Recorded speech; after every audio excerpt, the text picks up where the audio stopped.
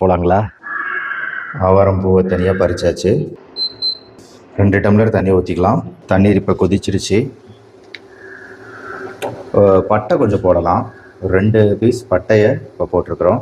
இப்போது ஆவாரம் பூவை போட போகிறோம். ஒரு கைப்பிடி ஆவாரம் பூ போட்டிருக்கோம். 2 டம்ளர் தண்ணி ஊற்றிருக்கிறோம். ஒரு 10 நிமிஷமாவது இதை கொதிக்க விடணுங்க. 5 நிமிஷம் ஆகுது. இப்போவே மெலிதான மஞ்சள் நிறத்தை நம்மளால் பார்க்க முடியுது தண்ணீரில். ஸோ 10 நிமிஷம் ஆயிடுச்சு.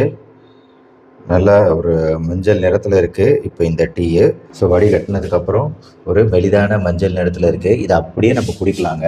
இனிப்பு வேணும்னா கொஞ்சமாக தேன் வேணால் இதில் சேர்த்துக்கலாம். மற்றபடி ஆவாரம் பூ டீ ரெடி. ஆனால் சில பேருக்கு இது ரொம்ப மைல்டாக தோணலாம். ஏன்னா சார் அவ்வளோ ஒன்றும் ஸ்ட்ராங் இல்லையே அப்படின்னு நினச்சிங்கன்னா அந்த பூக்களை